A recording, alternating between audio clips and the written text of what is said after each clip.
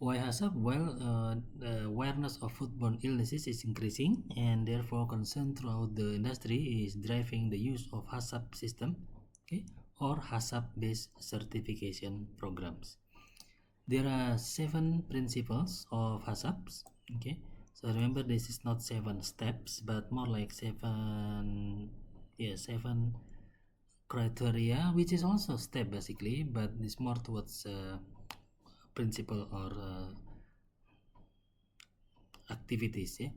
Number 1, the first principle is conducting analysis or hazard analysis. So remember, I mentioned it's not only physical or chemical but also biological. Yeah, we need to evaluate and identify all the potential hazards in order to prevent their introduction.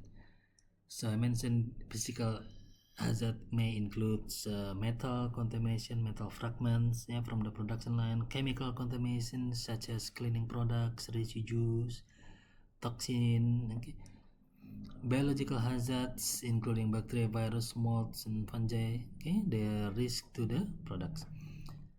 Sometimes expertise is needed to make an accurate evaluation of the hazards. This means that if there is no sufficient expertise in the organization, then they need to identify external resources to identify so that the hazard analysis can be performed. Okay. Hazard identification involves 2 steps. Number 1, identify, and number 2, evaluating the risk.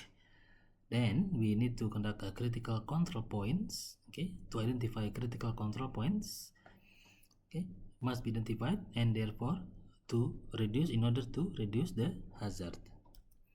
Principle number 2, after identifying the hazard, okay, conducting hazard analysis, is to determine the critical control points.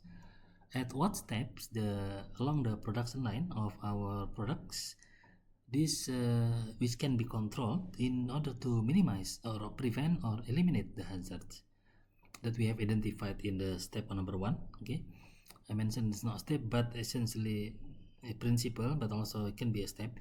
So these are, we call it as critical control points where hazard could arise, okay, could arise later on if it is not controlled. For each critical control point or location or process or step, the preventative measure must be identified. How will the hazard can be prevented? Use of specific temperature, use of specific pH, specific time, procedure, etc. So step number 2 is basically determine the critical control point. The keyword is there here is critical. Okay, sorry, where it can affect or cause risk to our consumer.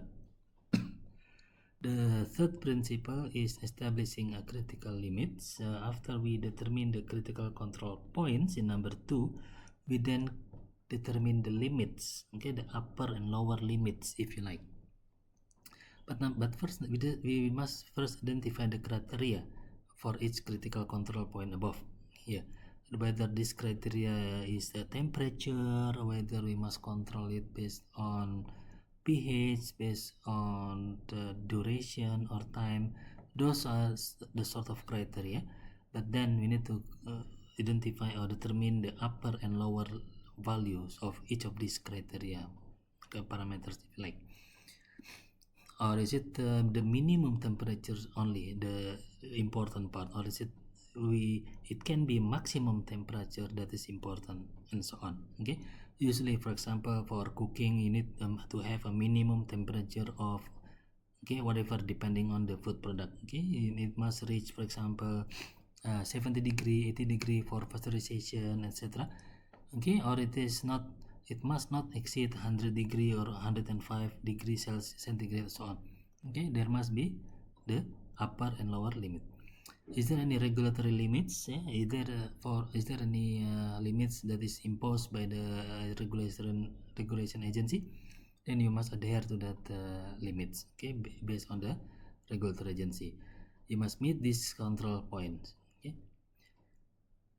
So as mentioned, we must establish maximum and minimum, upper and lower limits, whether it is temperature, time, pH, salt level, chlorine level, okay, other processing characteristic that will determine that will control the hazard. This we call it the critical limits. Okay, critical limit for the CCP or critical control point. If this limit is ever exceed, then the corrective action must be taken, and all affected product must be removed from the production, from the cells. Point number 4 or principle number 4 is establishing monitoring procedure. Okay, although monitoring should be done at all times, that's why this is not necessarily step 4. Okay, but as part of the HACCP plan, we need to establish some kind of monitoring, whether it is a continuous monitoring or it is a regular monitoring, at a certain interval of time. So in this case, what will be measured and how it will be measured, okay?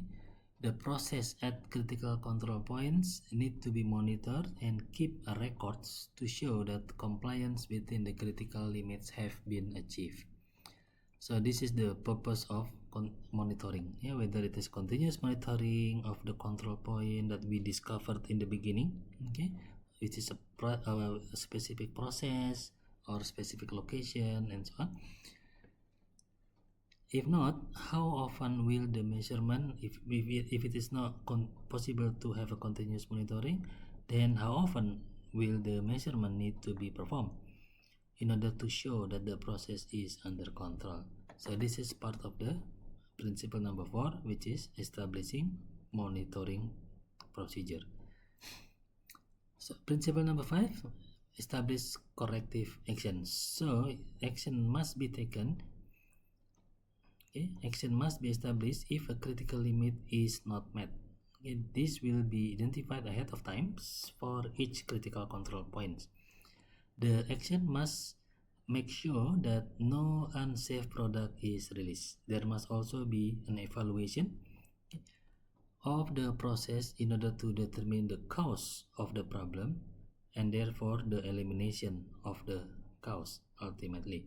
Okay, so I know this may be a bit confusing to all of you, but we will do some example later on, okay, after this, and then I suggest you also work on a case, an example of case similar to the example that I will give you in a minute. So let's just proceed until principle number 7. Principle number 6 is to establish verification procedures. So once the HACCP plan has been validated, then the next thing is to ensure or make sure that it is effective. It is effective in preventing the hazards that we have identified. So you must test the end products, okay, verify that the controls are working as planned, as expected. So it's part of the verification procedures. We must perform an ongoing verification of the system. Are the measurement and monitoring equipments in controlled? What are corrective actions taken if some correction action has been done? Are records being maintained as required, and so on? This is all part of the establishing verification procedures. And then last one, the 7th principle of HACCP is establishing record keeping and documentation. It is very crucial. Record keeping and documentation is very crucial for maintaining food safety standards. These involve creating detailed records of all aspects of HACCP plans and implementation, including the hazard analysis, critical control points, monitoring activities, any correction action, verification procedure, and so on. These records will serve as an evidence that the plan is being followed correctly and can be reviewed, whether it is a monthly and so on, or 6 monthly or yearly, to ensure the compliance with HACCP regulation or HACCP certification. Documentation also provides a valuable resource for training personnel, especially during the audits, okay, or conducting an internal audits.